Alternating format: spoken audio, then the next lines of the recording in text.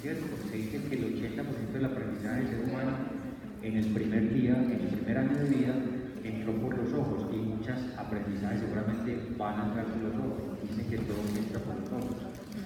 Entonces, aprovechamos que gozamos de la vida, gozamos de lo que vemos, aprendemos.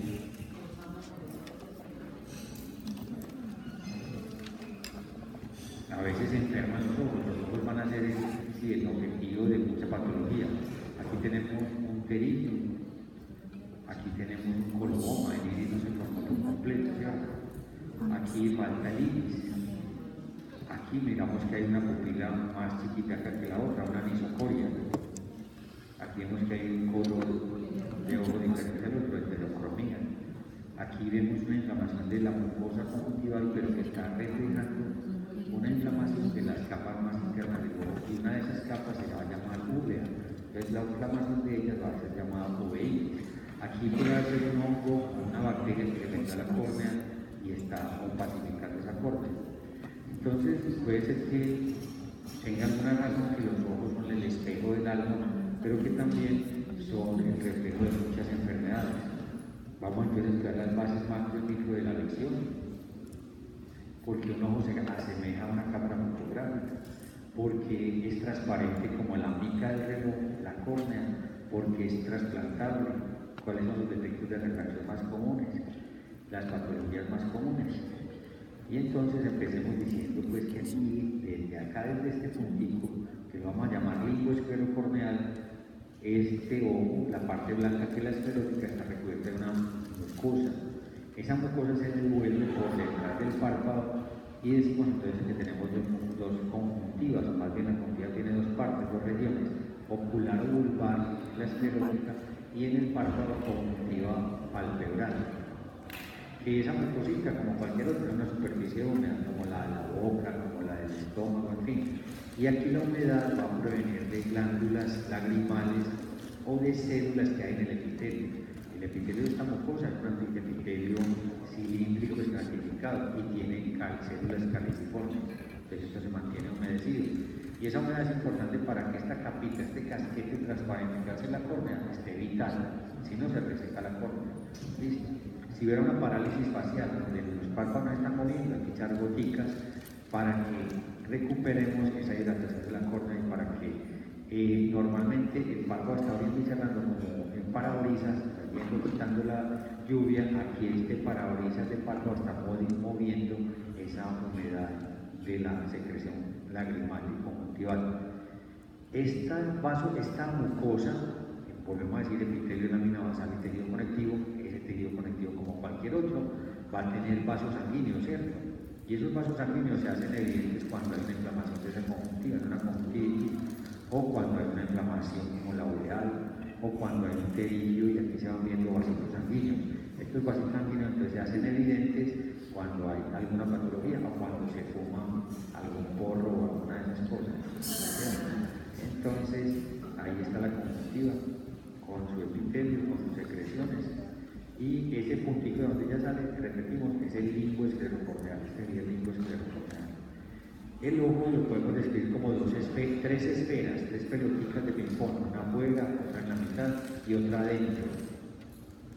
En la mayor parte de su recorrido, esas tres esferas están pegaditas, pero en algunos sitios se despegan. Aquí tenemos la capa externa, aquí la capa media y aquí la capa interna. La interna va a ser la retina, va a ser una evaginación del sistema nervioso y vamos a tener neuronas ahí. Por lo tanto, las capitas de afuera se pueden considerar meninges. La capa media la podemos llamar piaracnoides y la capa externa la podemos llamar, o podría ser la equivalente a la duramal. Entonces, la capa externa va a llamarse fibrosa. Va a tener entonces dos elementos, la esclerótica, que es la parte blanca del ojo, y la parte transparente va a ser la córnea. Entonces decimos que la fibrosa es la esclerocorneal. La capa media la van a ver en la disección de ojo como la cascarita de una bola negra, y por eso se le da nombre también de capa uveal. Y más adelante vamos a ver que tiene tres regiones. La mayor parte del ojo, hacia atrás de esta capa media, se va a llamar coroides. Después ella se engruesa en el cuerpo ciliar y después termina en dos lengüeticas derechas aquí al corte, pero que mirando de frente, esa parte en donde termina la córnea, perdón, la capa media oveal, se va a llamar iris, y que si este iris lo miramos de frente, es como mirar un CD, y ese CD iris tiene un huequito, y ese huequito va a ser la pupila. Entonces volvemos a decir, la capa media equivale a la vía aracnoides, parece la cáscara de una uva, la mayor parte de ella es la coroides, hacia adelante se engruesa el cuerpo ciliar y termina en una especie de CD con un huequito que es la pupila, y lo que bordea la pupila es el iris. ¿Cómo podemos imaginar tridimensionalmente también la capa media? Pensar en una esfera negra, le hacemos un huequito, ese huequito es la pupila, lo que me delimita ese huequito es el iris, y más atrás la capa media se engruesa de forma de anillo a todo alrededor y es el cuerpo ciliar. El resto de la esfera va a ser la coroides.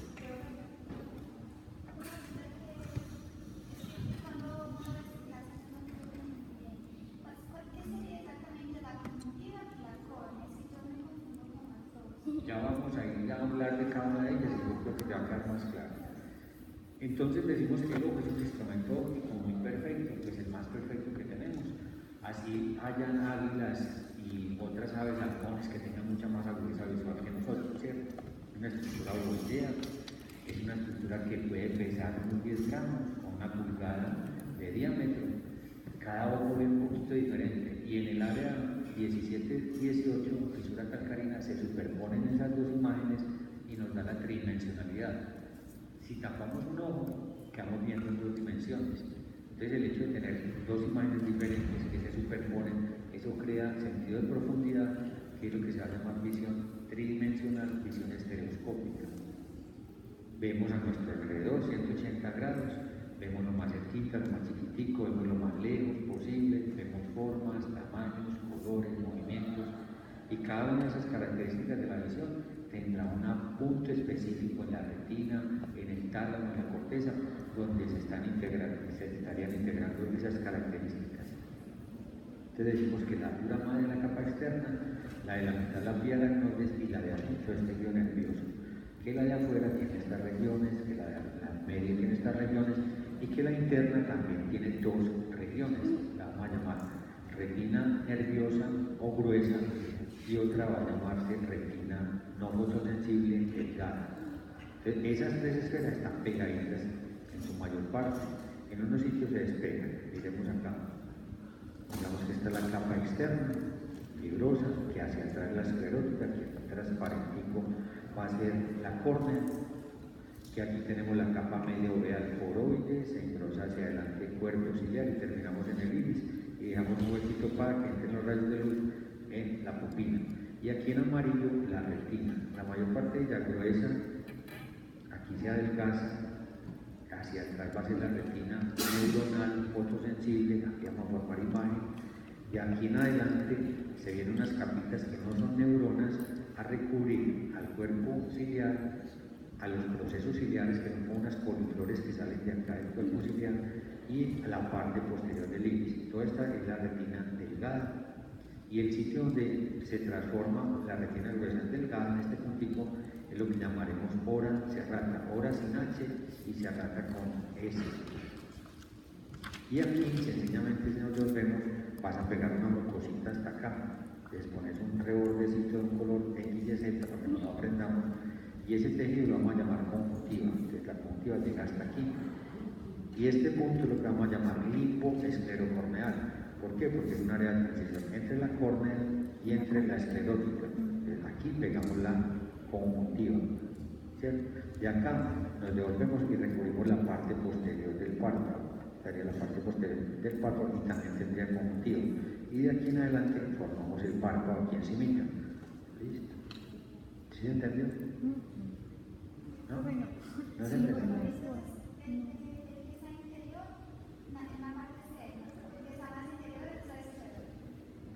La de afuera, externa, ¿cierto? Por lógica, la de afuera, la de externa. La de la mitad, la media. Y la más de adentro, la interna.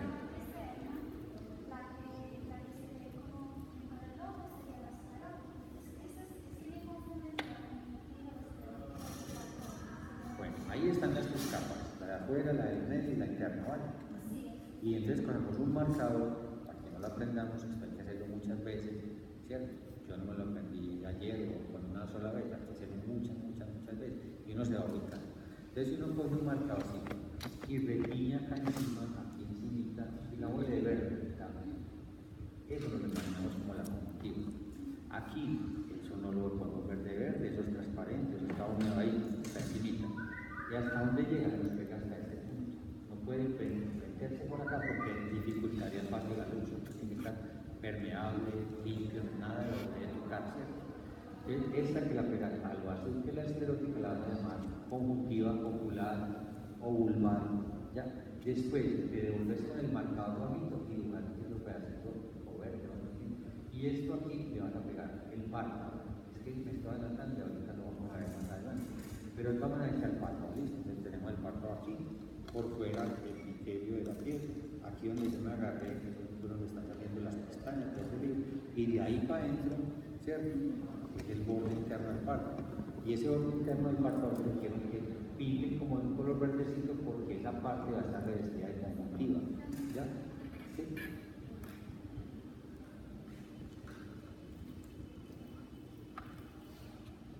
Entonces son 3 esferas, no son completas todas. La de afuera sí es completa, es una pelotita completa, ¿cierto? Las otras, mira, acordémonos que la segunda le hicimos un huequito, ¿cierto? Que iba a ser la pupila. Y la tercera llega hasta ese borde pupilar, tampoco es completa. Todas están pegaditas aquí hacia atrás, ¿cierto? Pero aquí se nos despegó la externa de la media, ¿cierto? Se ve bien ahí. Y la interna y la media siguen pegaditas en su mayor parte, ¿vale? Aquí lo mismo, esta capa es cuál. Esclerótica. ¿Cuál es esta? Esclerótica. Esta es cuál. Córnea. Esta en rosado es cuál. Uy, no lo sé. Coroide, esta se nos encuentra acá. Cuerpo ciliar y terminamos con una lengüetica en amarillo. Retina, se nos alcanza en un punto que vamos a llamar horas y plata. Y microscópicamente se vienen 2 capitas no neuronales a recubrir aquí en cuerpo ciliar y a la parte posterior del cielo. Listo. Entonces al ojo lo vamos a ver en 2 cavidades y vamos a meter este lente. Ese lente va a ser el cristalino. ¿Cierto? Ese cristalino no está ahí sostenido por nada, hay algo que nos tiene que mantener en su punto. Entonces, en toda la periferia de ese cristalino salen unas fibras elásticas y eso conforma el ligamento sonular. Y ese ligamento sonular se le pega todo alrededor del cuerpo ciliar. Entonces, aquí hay un corte, 2 dimensiones, no podemos ver la tridimensionalidad, pero trataríamos de ver unas rayitas acá, a todo alrededor del cristalino y pegaríamos ese ligamento a la parte posterior de este cuerpo ciliar. Entonces, aquí vendría ese ligamento sonular. Cristalino, ligamento sonular. Y hacia atrás ya nos queda una cavidad llena de morbitrios. Y eso lo vamos a llamar cavidad posterior. Lo que queda delante del cristalino y del ligamento sonular, de la cápsula del cristalino, perdón, del ligamento sonular o suspensorio del cristalino, lo que quede por delante va a llamarse cavidad anterior. ¿Listo? Y esa cavidad anterior va a tener ese humor acuoso. Esto va a ser una gelatina, lo van a ver en la disección espesita. En cambio, si tocamos este líquido, va a ser más acuoso. Así se va a llamar humor acuoso. ¿Listo? Entonces, de aquí para adelante, ¿esto cómo se llama la cavidad del ojo? Cavidad anterior. Y a esa cavidad anterior, miren, le metimos el CD de ladito, un corte, 2 lengüeticas, el iris, le metimos el iris, y esa cavidad nos quedó dividida en 2 cámaras. Lo que encontremos por delante del iris, cámara anterior. Lo que encontramos por detrás del iris, cámara posterior. Entonces la cavidad posterior tiene 2 cámaras y la cavidad anterior tiene humor acuoso. ¿Qué estamos señalando ahí? Cámara anterior. ¿Qué tiene eso ahí? Humor acuoso. ¿Qué estaríamos señalando aquí en ese puntito? Obras cerradas. ¿Listo? ¿Qué estaríamos señalando aquí? Eso, el humor vítreo y la cavidad posterior, ¿cierto? Bueno, me adelanto un poquito para que pensemos que aquí hay un montón de neuronas, hay millones de neuronas en la retina, y la capita más superficial de la retina saca los axones y los va organizando y los recoge aquí. Y aquí recoge 1 millón de axones, ¿ya? Y la salida de esos axones la podemos ver en el paciente. Ponemos un oftalmoscopio, donde entremos allá al fondo del ojo, miraremos el fondo del ojo con sus arterias, miraremos que esto es transparente, si no hay nada que se nos opongamos a ver de arterias, venas, vamos a ver el fondo del ojo, ¿ya? Y buscaremos el sitio donde se recogen esas fibras, y ese puntico lo vamos a llamar papila del nervio óptico. Entonces la papila del nervio óptico, el sitio donde recogen, es la parte anterior donde se recogen esas fibras, porque cuando ya salen esas fibras del ojo, esto lo vamos a llamar como nervio óptico. Y entonces aquí vuelve y juega el síndrome de hipertensión intracraneana. Paciente que tenga algo más extra de lo que puede haber en el cráneo, eso crea más volumen, crea más presión, hipertensión intracraneana, plexos coroideos, la clase. Y decíamos que esos pacientes tenían X, Y, Z, sintomatología, que nos decía, uy, ese paciente tiene algo allá grave, hay que ponerle cuidado, no nos va a morir porque eso va a aplastar la circulación y no va a dejar pues que el paciente viva. Ese paciente con tanta presión oprime aquí la salida del nervio. Es como cuando uno se pone un anillo a presión, se le hincha el dedo. Entonces esa presión está haciendo como la presión del anillo y va a hinchar la papila. El paciente con síndrome de hipertensión va a tener papilema. ¿Se acuerdan de ella? Repasan ese concepto. Listo, entonces aquí estaría, ¿quién estaría aquí? La papila del nervio óptico. Y hacia atrás, ya los axones los vamos a llamar nervio óptico propiamente dicho. Y aquí es donde sería la presión intracraneal y bloquearía el drenaje venoso. Esto se va a hinchar y el paciente puede tener sintomatología visual. Entonces vámonos para el tejido conectivo de la esclerótica, ¿sí? Esa es la parte blanca del ojo, con la edad se va volviendo amarillo porque ahí depositamos beta-carotenos de la dieta, de la zanahoria, de la remolacha, de la coliflor, bueno, listo. Pero en los niños es muy azulita, muy blanquecina, ¿cierto? Esa esclerótica puede corresponder a las 5 sextas partes de la esfera externa. Tiene un diámetro, un espesor de 1 milímetro, imagínense, desde el cuello, o 0.3 milímetros. Aquí se van a pegar los músculos. ¿Cuáles músculos? El de arriba, el de abajo, el de adentro, el de afuera, y los oblicuos. Entonces, recto superior, inferior, recto interno, recto externo, oblicuo superior, oblicuo inferior. ¿Listo? Entonces, aquí se fijan. Si hubiera una mala inserción, un músculo muy flojito, ¿qué es lo que vamos a tener? Estrabismo, ¿cierto? Pero el estrabismo puede haber muchas causas de estrabismo. Una de ellas es que el músculo no esté pegado donde sea, o que esté muy débil y no mueva adecuadamente el ojo. En la histología de los libros encuentran que esta capa externa, dura, blanca, que le da forma al ojo, tiene 3 regiones: el diescleral, que es esclerótica propiamente dicha, y la mina fusca. En general tiene poquitos linfáticos, entonces se podría sacar pedacitos de este elemento para trasplantárselo a otra persona, porque casi no tiene sistema inmune, pero tiene vasos sanguíneos, ¿ya? Y es un tejido conectivo denso y irregular. Vámonos, miren acá, ¿qué pasó acá? Que la conjuntiva en su tejido conectivo que transporta vasos sanguíneos, que ahí se ven bien, se aumentó el tejido conectivo. Eso es lo que vamos a llamar huécula.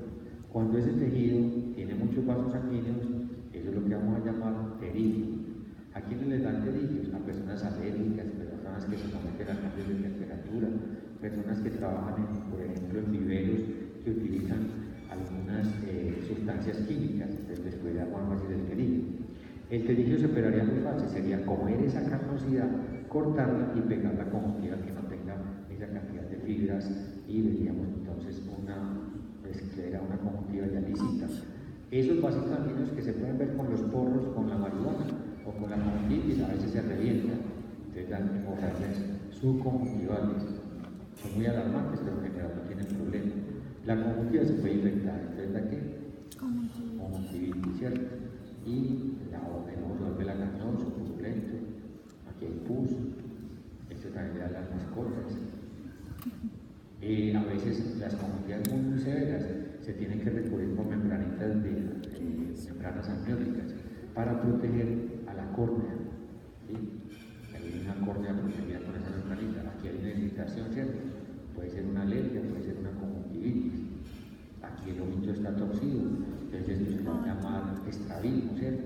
Y hay muchas causas de estrabismo. Les decía ahorita que puede que el músculo esté como pegado donde no es, ¿cierto? A veces no se sabe por qué. Y hay muchas, digamos unas 4 o 5. Ojo que no ve, se tuerce.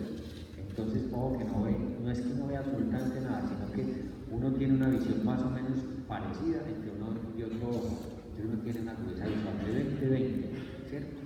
Y entonces el paciente puede que tenga una visión en un ojo de 20-200, es miope, y en el otro tiene 20-20. Van a ver que hay unas tablas que llaman tablas de Snellen, donde hay unas letras más grandes, más chiquitas, más chiquitas, más chiquitas, más chiquitas. Y antes de la fila de letras dice 20-200, 20-100, 20-35. Entonces cuando el paciente le lea a uno la mayor parte de letras, esa es la crudeza visual. ¿Ya? Y entonces si hay una diferencia de más de 2 líneas en la carga de Snellen, quiere decir que un ojo no está viendo igual que el otro. ¿Ya? Entonces el cerebro se da cuenta que hay una distorsión de la imagen y escoge el mejor ojito.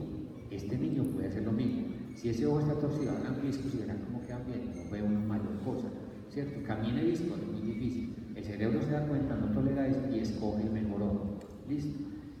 Entonces volvamos a las causas de estrabismo. Ojo que no es entonces puede ser un ojo miope, el otro bien, un ojo intermétrico, el otro bien, hay distorsión de la imagen. Una catarata en un ojo, una opacidad que no deje ver bien a ese ojo, ¿ya? Un glaucoma, una inflamación del ojo, ¿sí? Y el síndrome de hipertensión, cuando comprimimos los nervios que van a inervar al nervio sexto par recto externo, a los otros músculos, la mayoría de los motor ocular común, tercer par, o al oblicuo superior cuarto par, en la hipertensión se pueden tocar, dañar, lesionar esos nervios, y entonces el ojo no se va a mover, ¿ya? Entonces hay muchas causas de trastorno en la paralelismo de los ojos, una meningitis, ¿sí? Un aneurisma, ¿ya? En los niños, la familia que sea de disquitos puede tener niños viscos, pero volvemos a decir, músculo que no está insertado donde es, miope, hipermétrope, astigmata, glaucoma, catarata, retinitis, uveitis, hipertensión intracraneal. Bueno, entonces este niño, no vamos a discutir en el caso clínico con disquitos, aquí ponen cuidado. ¿Por qué? ¿Qué tal que esto sea una hipertensión intracraneal y lo dejamos pasar y se muere el niño? ¿O qué tal que sea una miopía y no le ponemos las papitas? Bueno, esto para decir que hay que saber qué es lo que le está pasando al niño. ¿Sí? Hay que saber la causa de esa desviación. ¿Por qué? Porque si eso es como se va a morir el niño, pero puede que no sea como si no sea otras cosas. Y dejamos eso ahí, latente. ¿Qué va a pasar? Que para poder ver bien necesitamos estimular el sistema nervioso, estimular la sinapsis y la vía nerviosa. Este niño con este ojito, el cerebro aísla al que menos ve y estimula la neuronía del otro. ¿Qué le va a pasar a la neuronía de este? No se va a desarrollar. Resolvemos el problema a los 7 años. Ya pasó el periodo crítico para desarrollar neuronía. Así enderezcamos este ojito, ya la neuronía no se dio. Y este niño quedó viendo nomás por este ojo, entre comillas, quedó viendo por ese ojo, porque el otro también puede tener alguna visibilidad, pero no está creando tridimensionalidad, no se están superponiendo las imágenes para crear tridimensionalidad. Entonces este niño pierde la neuronía de ese ojo, queda viendo en 2 dimensiones, y eso es lo que vamos a llamar ambliopía. Ambliopía es la atrofia de la neuronía, porque no se corrigió un problema antes de los 6 años.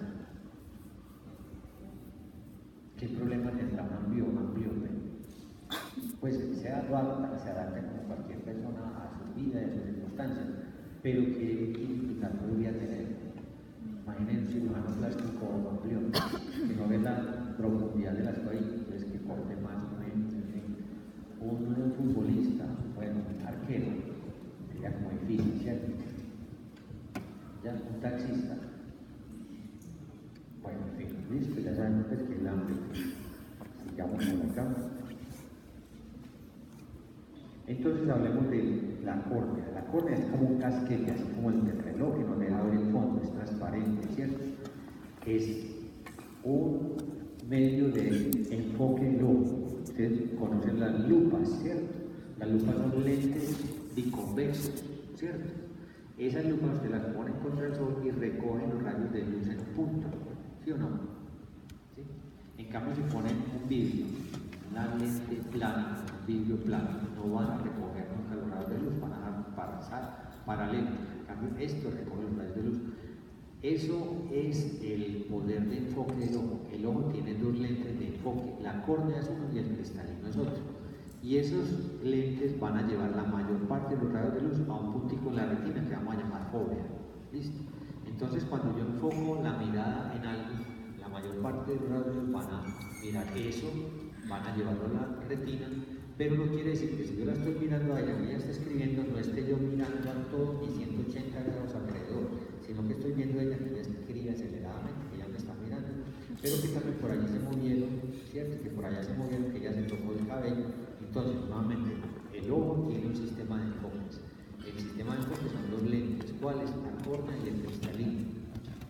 Las unidades de enfoque en óptica se conocen como dioptrías, ¿sí? Y el ojo tiene, digamos, en promedio 45 dioptrías. 30 dioptrías la córnea es el mayor, el que más poder de enfoque tiene. Y las otras 15, ¿quién las tiene? El cristalino. ¿Y a dónde van a recoger esos lentes, los rayos de luz? La mayoría a la fóvea, punto de mayor agudeza visual. Pero el resto de retina también ve. Listo. Entonces, córnea, mayor poder de enfoque, 30 dioptrías, es como un casquete que tiene una determinada curvatura, tiene unos espesores y unos diámetros, 11 milímetros de diámetro, medio a 1 milímetro de espesor, imagínense. Y ahí es donde se hace la cirugía láser para efectos de refracción, en ese medio o 1 milímetro.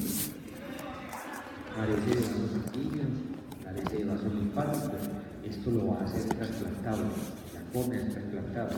Entonces, si no tiene vasos sanguíneos, ¿quién la nutre? Lo que hay alrededor. ¿Y qué es lo que me bordea aquí la córnea? El limbo esclerocorneal. Ese pedacito ahí de tejido tiene muchos vasos sanguíneos, tiene células madre que se investigan a ver en qué se utilizan. Y ahí vamos a nutrir por difusión a la córnea. Pero también la nutre ¿quién? El aire ambiental. El oxígeno se disuelve sobre la película lagrimal y lo oxigena la córnea. ¿Y qué hay por detrás de la córnea? Un humor acuoso. Entonces, esos tres elementos van a nutrir a la córnea. Esta sería la biopsia de la córnea. Entonces, epitelio anterior, que asienta sobre una membrana que vamos a llamar de Bruch. Aquí, estroma corneal. Como todo epitelio asienta sobre una especie de lámina basal, toda lámina basal asienta sobre un tejido conectivo. Este es un tejido conectivo. Hacia atrás vamos a encontrar una membranita gruesa que se llama de cemento. Y más atrás, en contacto con el humor acuoso, hay un endotelio, epitelio plano simple. Listo. Esta es la córnea, un casquete transparente con una determinada curvatura. A veces es mucha la curvatura y las córneas se salen. Le dieron forma de cono. Eso se va a llamar queratocono. Ese queratocono, como aumentó la distancia antero-posterior, va a dar muchas miopías. Los pacientes con queratoconos van a tener miopías. Listo, hablemos del epitelio. Ahí vemos que es un epitelio estratificado, ¿cierto? Que la última célula es plana, es un epitelio estratificado plano, que se renueva cada 7 días, que tiene terminaciones del trigémino. Cualquier cosita que nos llegue al ojo nos va a fastidiar mucho, porque se estimulan esas terminaciones nerviosas. Esta córnea puede ser lesionada. ¿Con qué? Un cuerpo extraño que se clavó ahí, va a dar una úlcera de ese epitelio. Puede ser atacado por el virus herpes. El herpes que dan pollitas aquí en los labios. Imagínense una ampollita acá como será de fastidiosa y una ampolla fastidiana. Pero también se puede infectar con virus, bacterias, hongos. Porque a todo niño recién nacido se le echan goticas de antibióticos para evitar que bacterias del trabajo, del canal del parto, colonicen ahí. Listo. Entonces es un epitelio sensible que se renueva. Que si hubiera una úlcera corneal y a uno le llega al paciente con un lagrimeo, un blefarospasmo, no puede abrir el ojo, le duele mucho cuando lo mueve, uno coge con una agujita o con un copito y te retira ese cuerpo extraño. Y al otro día las células vecinas vuelven y taponan esa úlcera corneal, ¿ya? Pero que a veces son úlceras por virus o que a veces son úlceras por hongos y que habrá que remitir a sus pacientes al oftalmólogo. ¿Qué podemos decir de este tejido conectivo? Es el tejido conectivo denso, regular, más perfecto que existe. Es un diseño especial. Profe, lo que usted acaba de decir es de la epitelio anterior. ¿Cómo? Lo que usted acaba de decir es el epitelio anterior. Al epitelio anterior es porque lo otro es plano simple. Este sí estratificado, se puede ulcerar, dejar como huecos, es ulceraciones que van a fastidiar mucho y que ahora pues que poner en cuidado. Entonces sigamos por acá y vemos ya con los nombres a esas capas. Membrana de bomba, yo dije como que otro nombre me pareció. Estroma corneal. Vamos a hablar de cada una de estas capas, ¿no? Pero ya son fibras colágenas dispuestas paralelamente en muchas capas, es más de 200 capas. Y cada una de las capas tiene una orientación paralela, del mismo grosor, separados de la misma distancia. Y que vemos en blanquito, matriz amorfa. La córnea es casi 80% de agua. Es un tejido, es como una gotica formando una especie de casquete. ¿Y quién mantiene el diámetro de ese casquete? Las fibras colágenas, estas fibras colágenas, ¿listo? Aquí, como un tejido conectivo que vamos a poder encontrar de pronto fibroblastos, ¿cierto? Y si hubiera infección, pues ya encontraremos otras células. De la membrana de Semer, este es el endotelio posterior, y aquí lo que les decía, una córnea muy salida, le dieron como forma de cono, aquí la base del cono, aquí la puntica del cono, entonces le dieron este nombre de queratocono.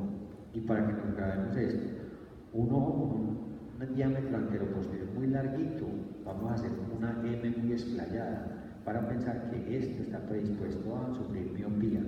En cambio, un ojo muy angostico, pensamos con una H, ¿sí? Angostico en sentido anteroposterior, y va a dar origen a hipermetropías. Ahorita explicamos un poquito más de eso. Entonces, la córnea tiene esas capas. ¿Cuál capa vieron más gruesa de todas? El estroma corneal, ¿cierto? Entonces, ella tiene el 87%, el epitelio anterior le sigue con un 10% y las otras un 1%. Pero decíamos que más que todo era que la córnea químicamente agua, pero también tenía fibras colágenas, otras proteínas, proteoglucanos y sal. Y que el epitelio anterior era estratificado plano, que en la medida que las células se van haciendo más superficiales, disminuye las organelas, se van perdiendo, declina la actividad metabólica y que tiene mucho poder de regeneración, que se recambia cada 7 días, que tiene terminaciones de quinto par. Teóricamente tiene microvellosidades en la parte más superficial, que no agarra la lágrima, parte de la lágrima pegadita ahí, y que si hubiera una úlcera en 24 horas, uno trata, saca el pedacito de astilla, de carbón, en fin, y tapa el ojo, lo tapa para que la persona no lo mueva y se estimule el dolor, incapacita. Y también en 24 horas revisa al paciente y ya debe estar bien, ya puede mover, no le va a doler, en fin. La membrana de Bowman, entonces la base del epitelio anterior, que es resistente a infecciones, tiene colágeno, no regenera. Si una úlcera atraviesa esa membrana, al llegar a esa úlcera a las fibras colágenas, esas regeneran en cualquier sentido, pierden el paralelismo y van a dar una manchita, van a dar una opacidad, van a lesionar y van a dificultar la visión. ¿Quién produce la membrana de Bowman? Lo que hay por delante y por detrás de ella. O sea, lo que lo produce el epitelio y el estroma corneal. Entonces vamos con el estroma y él es el 87% del espesor, son múltiples capas de fibras colágenas tipo 1. Entre capa y capa hay una orientación diferente y eso crea un enmallado para que por ahí se cuele la longitud de onda y pase sin que haya distorsión, como conectivo que es tiene proteoglucanos. Tienen entonces proteoglucanos que tienen atrapada esa cantidad de agua, pero también pueden haber fibroblastos, linfocitos, neutrófilos, si hubiera inflamación. La membrana de Semet se ingresa con la edad. Esta sí regenera. Ya sabemos que separa hacia adelante el estroma y hacia atrás el epitelio posterior. Es resistente, elástica. Y el endotelio posterior es muy importante porque esas células de la parte posterior tienen unas bombas de sodio, bicarbonato, potasio y están sacando y entrando agua. Entonces son importantísimas para que el agua del ojo, de la córnea, se mantenga en sus proporciones. Y este epitelio se va perdiendo con la edad. Cuando se nace se tienen muchas células endoteliales, pero se pierden con la edad. Y cuando se dona un ojo y se recibe el banco de ojos, miran muy bien la cantidad de células del endotelio posterior para predecir si esa córnea va a servir o no para trasplante. Entonces tienen mucha actividad metabólica, se guardan a 4 grados en las neveras, o sea que se refrigeran y no se congelan, y decíamos pues que mantenían el relativo estado de deshidratación a la córnea. Miren acá, ahorita vemos un videito de esta cirugía, pero desde ya vimos las capas de la córnea, ¿cierto? Entonces, ¿en qué consiste la cirugía? La cirugía consiste en tener al paciente pues muy estudiado, le hacen un montón de estudios, miran las curvaturas, los espesores, los radios de esa córnea, ¿ya? Y entonces, bueno, en cirugía, el paciente despierto, con anestesia local, allá en la camilla, mirando a un puntico fijo, y entonces va a haber un bisturí que nos va a cortar las capas de la córnea. Entonces, digamos que ponemos una capa, 2 capas, 3, 4, 5, listo. Entonces, digamos que la de la mitad es la más gruesa, listo. Entonces, el bisturí va a cortar la primera, la segunda y la mitad de la tercera. La mitad de la tercera es con tejido conectivo y es la más gruesa, ¿cierto? Entonces no cortamos todo, sino que dejamos un pedacito para poder levantar esa 1, 2 y media capas. Entonces quedó cuál expuesta, el estroma corneal. Y el láser entonces va a hacer unos disparos, ¿cierto? ¿Para qué? Si es un ojo miope, como tratando de que la distancia antero-posterior se disminuya y como que se aflojen los radios de curvatura de la córnea y se aplane un poquito el ojo. Si es un ojo hipermétrico, hay un postico, entonces como para que aumente el diámetro antero-posterior y se corrija ese problema. ¿Listo? Entonces digamos que ahí está el paciente anestesiado, se hacen unas marquitas acá para después dar unos puntos de láser y pegarlo. Lo que es pegarlo aquí en este punto. Entonces digamos que listo, ahí ya hicimos, pasamos el bisturí, ahí con este aparatico vamos a separar esas 2 y media capitas, aquí las separamos, allá quedó el estroma expuesto y aquí empieza el láser a funcionar y a disparar y a aplanarlo, volver más curvas a la córnea, después volvemos a poner las capitas en su punto, se le pone una copita al paciente y al otro día bien. Y desde que ya salió, desde que ponemos esto en su punto, ya el paciente está viendo bien. Pero tiene cuántos millones de menos en el bolsillo. Bueno, listo, la córnea también puede ser impactada pues, por cuerpos extraños. Ojo con estos virus, este es el virus de herpes virus, ¿cierto? Estas son las aftas. Hay que dar aciclovir para evitar que ese virus llegue a la córnea y la dañe. Y esas úlceras corneales, y que esto es una opacidad que de pronto va a llevar a cirugía. Hay diferentes tipos de úlceras en la córnea. Este es el herpes que está llegando allá. Aquí la sífilis también puede acá en la córnea. Y entonces, ¿por qué es transparente la córnea? Porque es casi agua. Porque tiene unas fibras colágenas muy parecidas en grosor, separaditas a la misma distancia, porque los proteoglucanos tienen ese poder de mantener el agua atrapada en ellos, porque esas fibras tienen un paralelismo y dejan unos agujeritos para que se cuele la longitud de onda, porque no tiene vasos sanguíneos que se opongan al paso de la luz, porque no tiene linfáticos. Y las córneas se pueden infectar y miren acá, se pueden fibrosar. De pronto tengo un niño que tenía el límpido, lo mandamos con límpido con la botella abierta, se cayó y le cayó a todo el mundo. Bueno, entonces aquí tenemos el limbo esclerocorneal, ¿cierto? Es una área de transición. Por ejemplo, el limbo en la Iglesia Católica de Armagh, que no existe, pero entonces era como una parte entre el cielo y la tierra, ¿cierto? Entre el cielo y el infierno. Bueno, aquí es entre la esclerótica y la córnea. Entonces, es este punto de transición. Aquí se pega aquí el niño, ¿sabe usted? Siempre pegamos acá el color marcador verde, aquí. Conjuntiva. Conjuntiva. La conjuntiva, ¿cierto? La pegamos hasta el limbo esclerocorneal. Y podemos empezar a deducir cosas que pasan en ese limbo. Hasta luego. Bueno, entonces aquí tenemos que aquí llega la conjuntiva, ¿cierto? Y aquí viene la córnea. Entonces la conjuntiva tiene un epitelio que cilíndrico, cilíndrico estratificado con células caliciformes. Aquí el epitelio es estratificado plano. ¿Qué más cambia en el limbo? Aquí veníamos con una membrana de Bowman, la conjuntiva no tiene un nombre propio, son lámina basal. Aquí veníamos con un tejido conectivo denso regular perfecto, organizadito, dejando unas ranuritas con mucha agua. Aquí en la esclerótica vamos a tener conectivo denso irregular. Y el tejido conectivo de la conjuntiva va a ser areolar laxo. ¿Listo?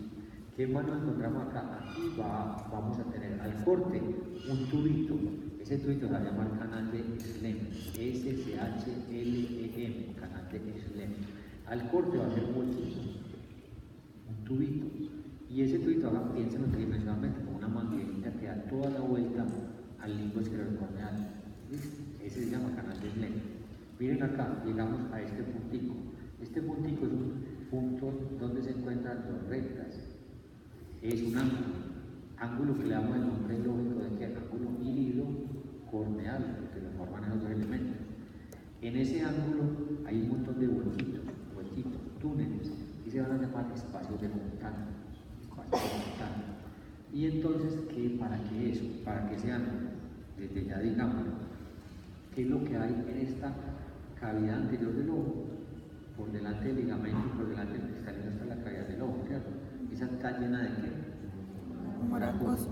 Desde ya uno se toca el ojo y siente que la presión, hay una presión intraocular en el ojo de 15 a 25 milímetros de mercurio.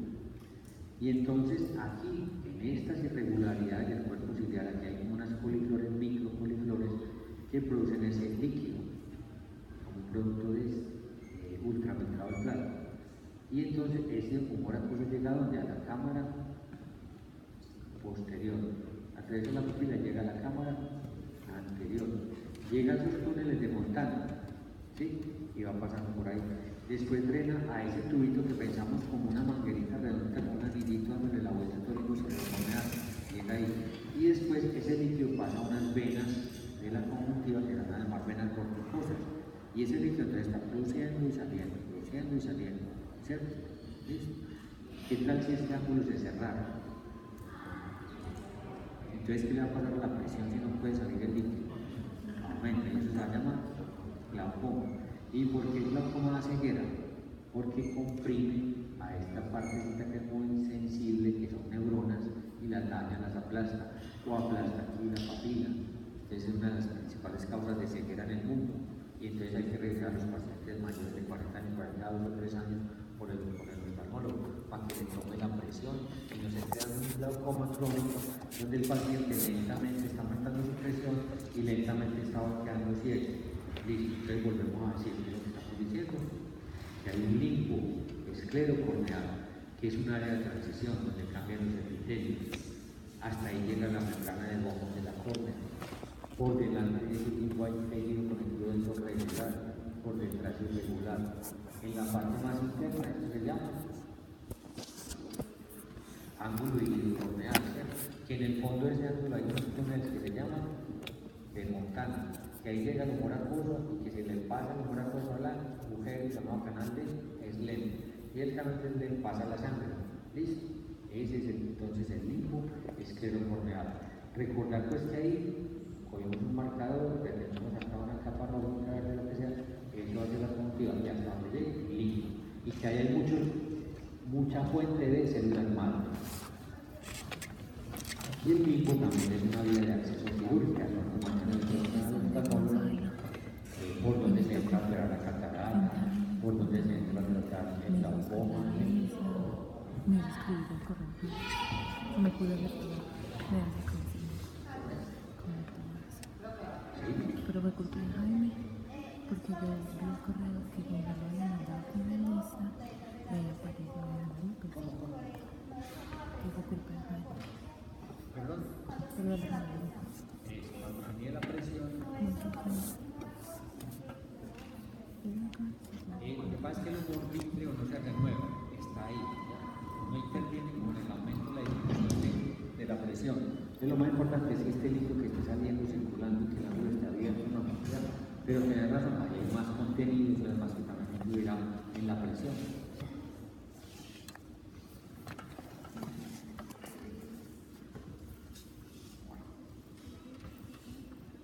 Aquí una biopsia, este sería el ángulo, este sería el iris, este sería el limbo esclerocorneal, hacia adelante la córnea, con el esquema hacia adelante la córnea, aquí el limbo, el iris en el esquema, el iris en la biopsia, aquí el cristalino y aquí el cristalino abajo.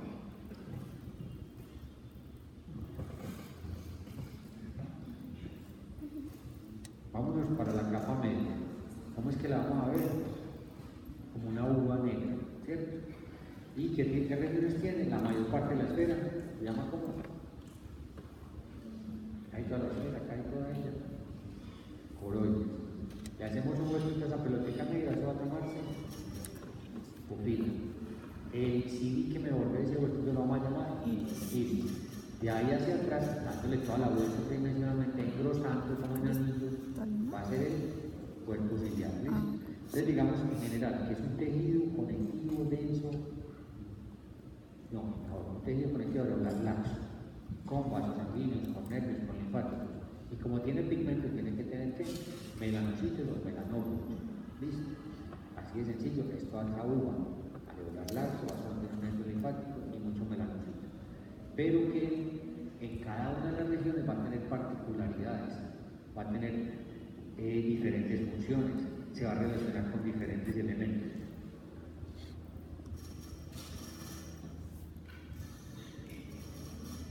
Digamos que la coroides tiene histológicamente 4 regiones.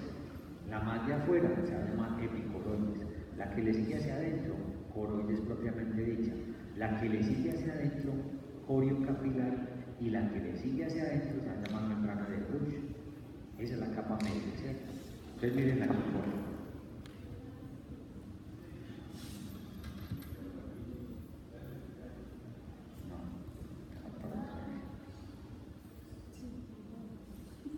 Recuerden que esto hay que hacerlo muchas veces, ¿cierto? Para poderlo ir aprendiendo. Es como cuando uno va a una ciudad que no la conoce, necesita el mapa. Después, cuando viva, no van a necesitar nada, ¿cierto?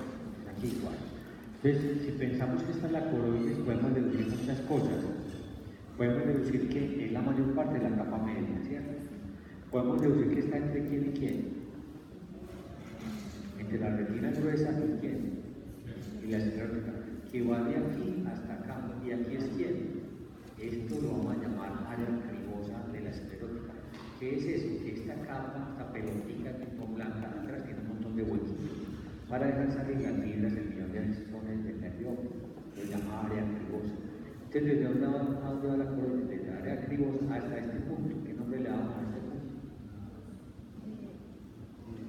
Hasta la hora cerrada, ¿listo?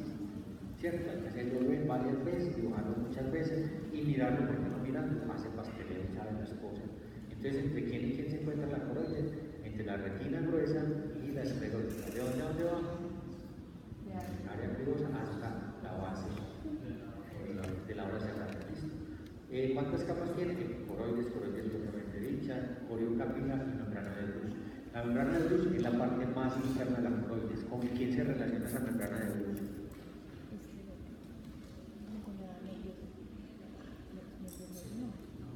¿Sí se entiende la pregunta? Estamos en la capa media. De afuera hacia adentro nos vamos. Epicoroides, coroides, membrana de dicha, corio capilar, membrana de Bruch, parte más interna. ¿Quién hay en relación con esa membrana de Bruch? Esa, la parte más externa de la retina. ¿Listo? ¿Qué función tiene esa coroide? Bueno, miren allá al fondo en el esquema. Ven en el fondo del ojo las arterias retinianas, ¿cierto? ¿Sí? Esas arterias retinianas se van ramificando y se le van metiendo a la retina a nutrirla. Lógico. Arterias retinianas, la retina. ¿Cuáles capas nutren? Las capas más internas. En cambio, la capa más pegadita, más periférica, más pegada a la capa media, es nutrida por la que llamamos corio capilar. Capa coriocapilar es la tercera capa que decíamos en la coroide. Entonces uno descompone la palabra coriocapilar, son capilares de la coroides. ¿Y qué función tienen? Por difusión van a nutrir a la parte más externa de la retina. Listo, entonces la retina tiene dos irrigaciones. Unas dadas por ramificación de las arterias de la retina y van a nutrir aquí en las partes más internas, porque las partes más externas las van a nutrir la coriocapilar. ¿Listo? ¿Entendimos eso? ¿Qué más función tiene la coroides además de nutrir a la retina? Como es una uva oscura, uno cuando cierra las palmas, junta las manos, crea una cavidad oscura entre las palmas, ¿cierto? Entonces esta membranita tan oscura con tanto pigmento crea una cámara oscura dentro del ojo. Y los rayos de luz se bloquean por esa cámara oscura y no van a distorsionar la imagen que se está formando cuando los rayos de luz entran, impactan a la retina. Entonces esto bloquea deformación de la imagen con rayos periféricos que no están entrando por la pupila.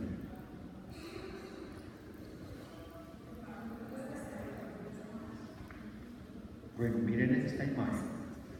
Hay que hacerla varias veces, hay que tenerla presente, en fin. Vámonos para el cuerpo ciliar. ¿De dónde a dónde iríamos con el cuerpo ciliar? Desde la hora cerrada hasta la base del iris. Al corte tiene una forma como triangular. Entonces un lado acá, otro lado acá y otro lado acá. Uno de los lados se relaciona con la esclerosis. Otro de los lados mira a la cavidad posterior, perdón, a la cámara posterior. Otro de los lados mira como a la cámara anterior. ¿Listo? ¿Por qué se engruesa esa capa media? Forma ahí esas irregularidades. Porque hay mucho músculo liso ahí. Y ese músculo liso se viene a insertar aquí, a un punto que vamos a llamar espolón de la esclerótica. ¿Sí? Entonces, cuando ese músculo liso se contrae, ocurre lo siguiente. Vano, por favor, no creo que me dejen describir eso. Bien, se lo va a tocar hacerlo acá. Hay un ligamento aquí muy largo, porque va desde el polo del cristalino hasta la parte posterior del cuerpo ciliar. ¿Listo? Y aquí hay músculo. Ese músculo cuando se contrae se viene hacia adelante. ¿Sí? Realmente lo imaginan, se viene hacia adelante. Y al venirse hacia adelante, porque se contrae, desplazó la inserción que estaba muy tirada hacia atrás y la desplazó hacia adelante. Cuando ocurre eso, ese ligamento celular se relaja. Y al relajarse, el cristalino lo teníamos estirado, al relajarse, el cristalino se abomba. ¿Sí? Volvamos a decir eso. ¿Por qué el cuerpo ciliar se engruesa? Porque tiene músculo liso. Ese músculo liso donde se pega hacia adelante. Cuando se contrae ese músculo liso, desplaza como que recoge el cuerpo ciliar hacia adelante y desplaza la inserción del cristalino hacia adelante. ¿Sí? Al desplazar esa inserción, se relaja ese ligamento, le suelta la tensión sobre el cristalino que lo tiene estirado. Al soltarle la tensión, ese cristalino abomba más. ¿Entendimos eso? Eso lo vamos a hacer cuando lo vamos a necesitar utilizar, cuando el organismo hace que se relaje el ligamento celular y se venga hacia adelante esa inserción. Cuando vamos de cerquita.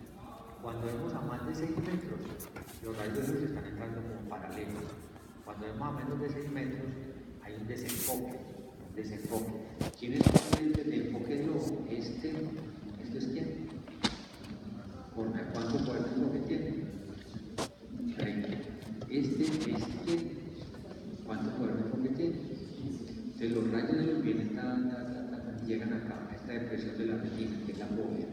La mayor parte de los rayos de luz llegan ahí, pero todas las retinas también. Entonces si yo la miro a usted, la que está escribiendo era loco, que por allí se movieron, toda mi retina de pero yo quiero enfocar donde están llegando la mayoría de los rayos de luz. Ustedes llegan a donde los rayos de luz para poder ver bien, ahí. Cuando vemos a más de 6 metros, los rayos de luz vienen distorsionados y se recogen por acá. Hay una distorsión de la visión. ¿Quién es el que está viendo? El área 17-18, ¿cierto? Desde ahí empiezan unos estímulos, unos reflejos para la visión cercana, que finalmente llegan acá por los nervios, que van a hacer que se contraiga ese músculo liso, que se relaje la zona y esto se abombe más. Con esto abombado más, aumentamos el poder de enfoque y recogemos los rayos de luz que deben ser recogidos. ¿Listo? Miren, bien. ¿Qué pasa cuando esto se endurece la presbicia con la edad? No se puede ver, ¿cierto? ¿Ya? Y entonces, normalmente cuando se hace esto de la visión cercana, esto da 2 o 3 días más. 2 o 3 días. Entonces, ¿qué hagan ustedes cuando estén a los 50 años?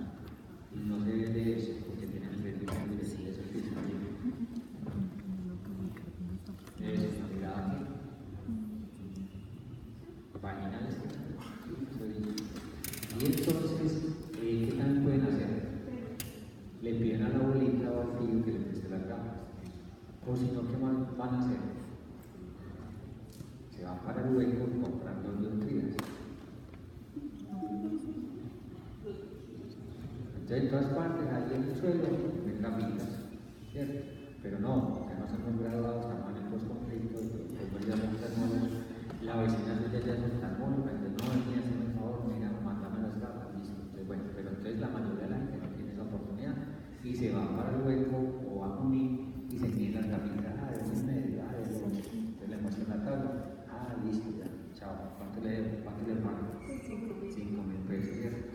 cambio, la compañía dijo, ya va a estar malo, no va a cobrar nada, ¿cierto? Pero si las demás personas que van al especialista le van a cobrar 4. Bueno, entonces, ¿qué es lo que estamos diciendo? Hablando de quién? Del cuerpo ciliar. Engrosamiento de la capa media. ¿Por qué se engrosó? Por el músculo ciliar. Pero también recuerden que en la parte interna hay unas vegetaciones, unas coliflores micro, coliflores. Esas irregularidades tienen un revestimiento de retina no fotosensible. En el eje central sigue habiendo tejido laxo y tiene vasitos sanguíneos permeables para poder filtrar el plasma y salir eso como humor acuoso. Entonces, los procesos ciliares están acá, están en la parte interna del cuerpo ciliar y van a producir el humor acuoso. Listo, aquí, ¿a quién tendríamos aquí? Ligamento anular. ¿Se pega a quién? Aquí a quién tenemos. Cuerpo ciliar. Estas irregularidades las vamos a llamar como procesos ciliares. Estos procesos ciliares le van a dar un aspecto estriadito al cuerpo ciliar. Cuando estén en la disección van a ver esas estrías. Esto que estamos hablando de microscópico, de histología, se puede ver. Lo mismo, con el bisturí van a cortar aquí y van a hacer que el humor acuoso de la cavidad anterior se llegue hacia la cavidad posterior. Entonces, estos procesos ciliares se pueden ver como de un aspecto estriado. Esto aquí correspondería al músculo liso ciliar.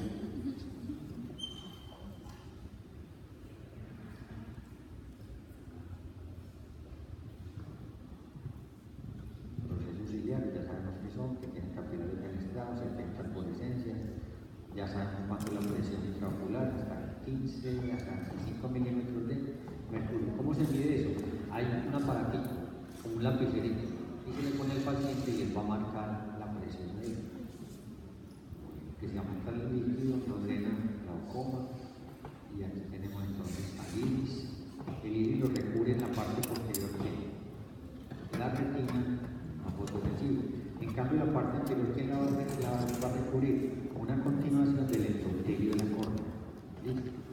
La masa central del iris, ¿de qué está formada? De lo mismo que dijimos en la base de la capa media, areolar laxo, vasos sanguíneos, nervios linfáticos. ¿Sí? Ese iris visto de frente es como un CD que le da el color al ojo. ¿Cierto? A más pigmento, pues más oscuro va a ser el ojo. A menos pigmento, más claro. Azul, ¿cierto? Verde, castaño, miel, café, negro. Listo. ¿De qué más depende el color del ojo? En los albinos que no tienen melanina, se ve un ojo rojo, porque los rayos de luz están mostrando la sangre de ese iris, ¿cierto? Ahí también en este iris hay músculo liso, un músculo liso que se dispone circunferencialmente. Cuando se contrae nos va a dar miosis. Pero hay otro músculo que se dispone radialmente. Cuando se contrae va a dar epidiasis. Aquí, para que nos acordemos pues de que los procesos ciliares producen el humor acuoso que llega a la cavidad a la cámara posterior, que tuerce por la pupila, que llega a la cámara anterior, que llega a los espacios de Fontana, que después llega al canal del Bled. Estos niños tienen glaucoma congénito. Glaucoma es como un ojo grande, y aquí se ve el ojo grande, pero pues ahí ya tiene sus problemas la córnea también, ¿cierto? Aquí, ¿cómo ven la pupila? Midriática, ¿cierto? Muy amplio. ¿Cómo vemos el iris? Como deformado, no leemos las expresiones bonitas al ojo. ¿Cómo vemos la conjuntiva irritada? Esto para decir que la capa media del ojo se llama uveitis, pero que se puede inflamar solamente una parte de la capa media, el iris, entonces le llamaría iritis, ¿cierto? Si se inflama el cuerpo ciliar, eso se va a llamar ciclitis. Si se inflama la coroides, eso se va a llamar coroiditis. Bueno, ya hablamos del iris. ¿Qué función tiene el iris? Darle el color al ojo. En la medida que se abra y se cierra va a pasar más o menos luz. En su ubicación va a dividir la cavidad posterior en dos cámaras, cámara anterior y cámara posterior. El iris. El cristalino. El cristalino es una lente biconvexa. ¿Cuánto poder de enfoque tiene? 15, ¿cuánto ganamos más para ver de cerquita? 2 o 3 o 1,5, en fin. Si se endurece se llama como eso,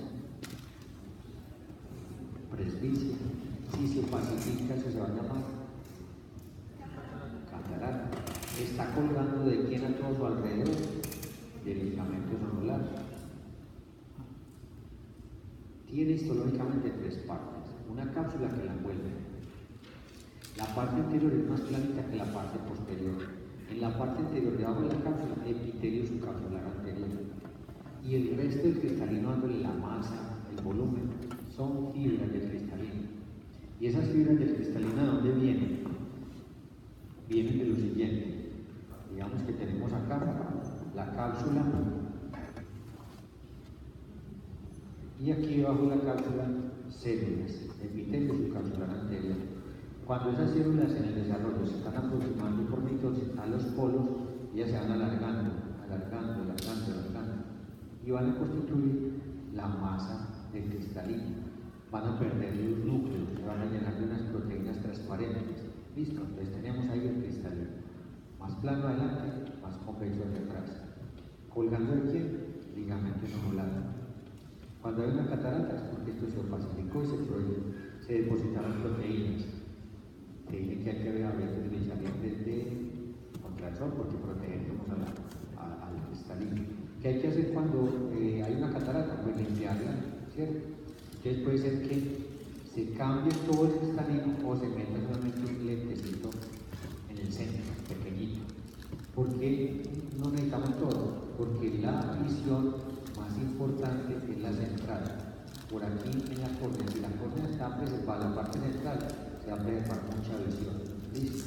Miren que cuando hicimos las cirugías de láser, esta era la córnea, el bisturí cortó por acá, levantamos esas capas y después volvemos a aplicar las capas. Y la pregunta es, aquí cortamos, aquí va a haber, porque llegamos a la capa interna, estroma, va a haber cicatriz. ¿Por qué es permitida esta cicatriz? Porque la cicatriz va a ser muy periférica en la córnea y no va a dañar la visión. ¿Entendimos eso? La visión central, la de la córnea o del cristalino, es la más importante porque es la que va a ir directamente a la fóvea, ¿sí?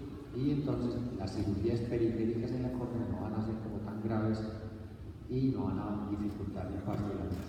Bueno, entonces vimos pues las capas del cristalino, vamos a decir cápsula, epitelio subcapsular anterior y la mayor parte del cristalino son células transformadas. Aquí abajo tenemos el cristalino, aquí tenemos la cápsula, el epitelio subcapsular y las fibras del cristalino. Aquí estamos nadando en la cavidad posterior, digamos, y en esa parte posterior aquí identificamos aquí cristalino. ¿Esto debería ser? El ligamento anular, ¿cierto? Fijando ese cristalino de nuestro punto. Diagnóstico. Catarata. Si fuera un recién nacido, retinoblastoma o catarata congénita. Este es el tercer como se lo van a ver retinotomía. ¿Por dónde va pasando la luz? El rayo de luz por todas las capas. Por el aire, por la película lagrimal, por la córnea, por el humor acuoso, por el cristalino, por el vítreo, y vamos a impactar ahí a la retina. ¿Listo? ¿Quién tiene tres marcadores que se puedan enchufar uno entre el otro, que se puedan pegar uno entre el otro? O resaltadores.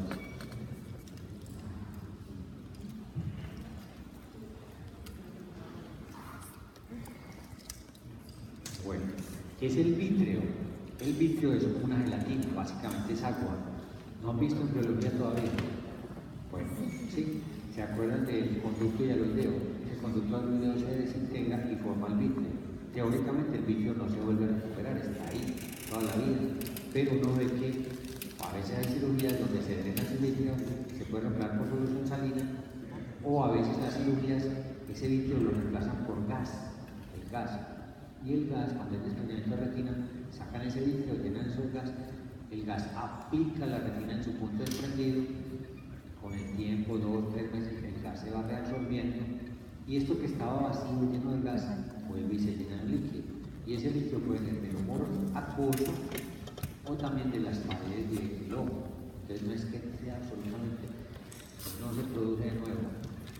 Entonces es una gelatina transparente 4 mililitros, le da forma al ojo, mantiene en posición a la retina del cristalino. Además de agua tiene electrolitos, fibras colanas, ácido hialurónico. Y nos vamos para la retina. La retina es una evaginación del sistema nervioso. Y esa evaginación sale como una copa de doble capa. Entonces vamos a decir que hay una capa externa y hay una capa interna. ¿Sí? Que la capa externa, la copa externa va a corresponder al epitelio pigmentado de la retina. Y si esta es la capa interna, si yo dibujo aquí con otro colorante, otra copita, esa va a ser la capa media. Y si yo dibujo con otro color, otra capa, la capa externa, ahí tenemos las 3 esferas del ojo, ¿cierto? Entonces, el epitelio pigmentado, ¿en qué es que se asienta? Si ese es el epitelio pigmentado, hacia afuera, ¿con quién se relaciona? Con la capa media. Entonces nos acordamos que aquí la capa media se llama coroides y que tiene de fuera hacia adentro la epicoroides, la coroides propiamente dicha, la coriocapilar y la membrana de Bruch. Entonces la base del epitelio pigmentado va a ser la membrana de Bruch. Listo. Esta capa interna de la copa ya sí va a ser tejido nervioso. Y entonces ahí es donde entraba a jugar los marcadores de diferente color para que deduzcamos las capas de la retina. ¿Sí tenés? ¿Quién tiene marcados los?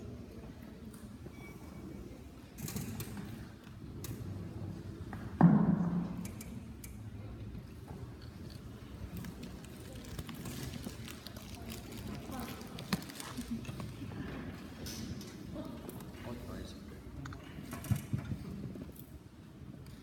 Y pregunte por lo que no habla.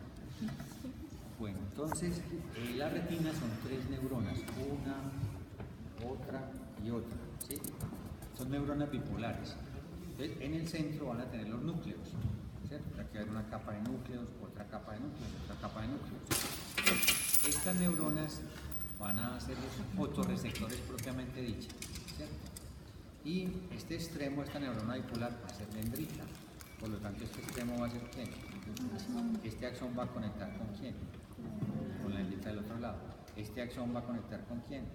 Con la dendrita. Entonces aquí va a haber una capa de sinapsis entre ellos. Va a haber una sinapsis acá y otra sinapsis acá, ¿cierto? Este epitelio, ¿a dónde lo vamos a enterrar? Perdón, esta neurona, sus dendritas, la vamos a enterrar ¿en quién? En el epitelio pigmentado. Ese epitelio va a ser un epitelio cúbico, es un epitelio que tiene uniones ocluyentes entre ellas. Eso va a conformar, ayudar a generar un concepto que es barrera hematorretiniana. Entonces las células epiteliales del epitelio pigmentado muy selladitas, pero adentro de ellas van a tener los extremos de los conos y bastones. Entonces estas dendritas, no sé quién le dio forma de cono y quién le dio forma de bastón. Entonces a esta partecita de la retina la vamos a llamar conos y bastones. ¿Listo?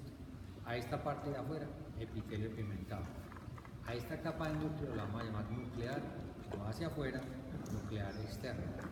Como aquí está la cavidad interna del ojo, con el humor vítreo, a esta capita de núcleo la vamos a llamar nuclear interno. Entonces nuclear, externa, nuclear, interna. ¿Estamos bien? ¿Vamos bien? ¿Sí? Esta es una neurona bipolar. En toda la mitad tienes un bulto, donde está el pericardio, donde está el núcleo, ¿cierto? Entonces aquí va a haber toda una capa de núcleos, ¿cierto? Aquí va a haber otra capa de núcleos. Aquí va a haber otra capa de núcleos. ¿Cómo? Hacia afuera. Aquí está el epitelio pigmentado. La primera copita que vimos allá, da hacia afuera, da hacia la coroides. Y estas van hacia el interior, hacia el humor vítreo. Entonces pongamos las paraditas. Da hacia afuera, epitelio pigmentado. Aquí adentro, la cavidad del ojo llena de humor vítreo. Nuclear. Nuclear. A esta le dieron otro nombre, nuclear de células ganglionares, núcleo de células ganglionares. ¿Listos? ¿Qué es lo que sale de acá de este pericardio? Axones. Esos axones van saliendo y se disponen como en la parte interna de la cavidad posterior. Y finalmente van a poderse salir por dónde? Por la papila del nervio óptico. ¿Listo? Entonces toda esta capita de axones la van a llamar fibras del nervio óptico. ¿Listo? Esta la vamos a llamar como la capa de núcleos. núcleo de células ganglionares. Esta la vamos a llamar como nuclear interno. Esta la vamos a llamar nuclear externo. Estas partes recibieron forma de conos y bastones. Esta capa de sinapsis la vamos a llamar plexiforme externo. Esta la vamos a llamar plexiforme interno. ¿Listo? Estas son neuronas. Y como tenía neuronal, tiene otra célula de apoyo que se llama como gliales.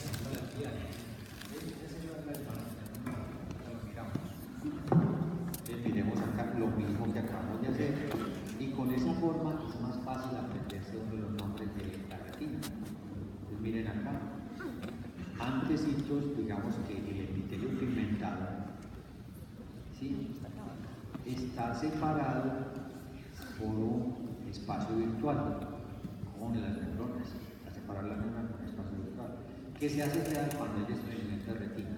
Es decir, que en el desprendimiento de retina se nos queda pegado el epitelio pigmentado a la membrana de la corona, y aquí la retina bailando en el interior del ojo, el resto de retina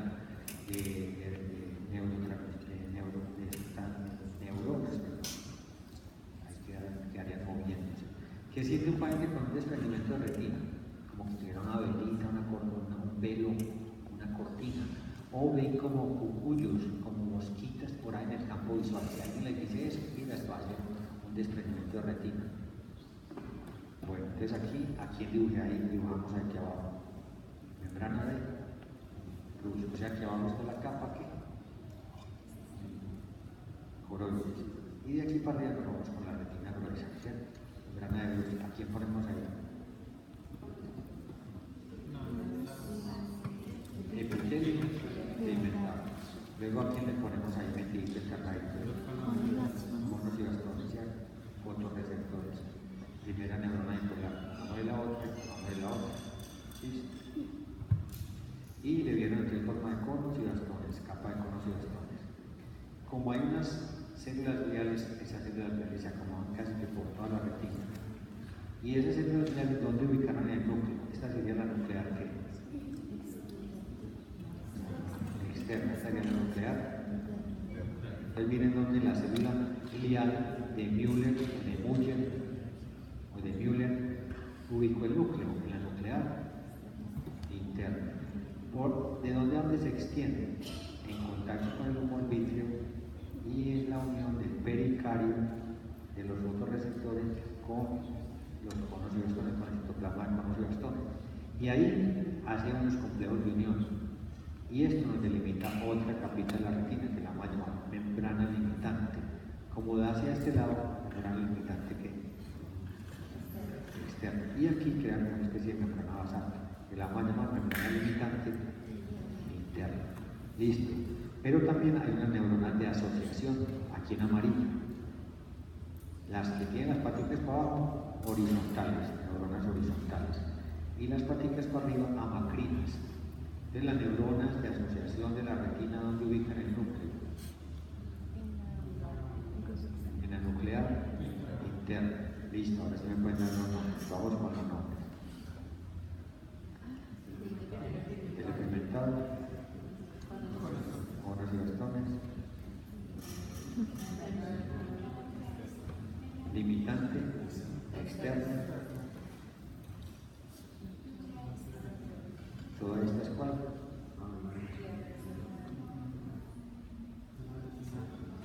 Sitios de sinapsis, plexiforme externa. Esta, nuclear interna. Plexiforme interna. Núcleos de células ganglionares. Y ahí proyectamos los axones llamados fibras del nervio óptico. Y el puntico final, límite, limitante interno. ¿Listo? Bueno, es el examen, ya se le pone el nombre aquí. Esta es una biopsia, pero ya no tirando hacia abajo, sino que la pusimos de lado. Este va a ser el epitelio pigmentado. Si este es el epitelio pigmentado, esta capa, ¿cuál es? Coroides, correcto.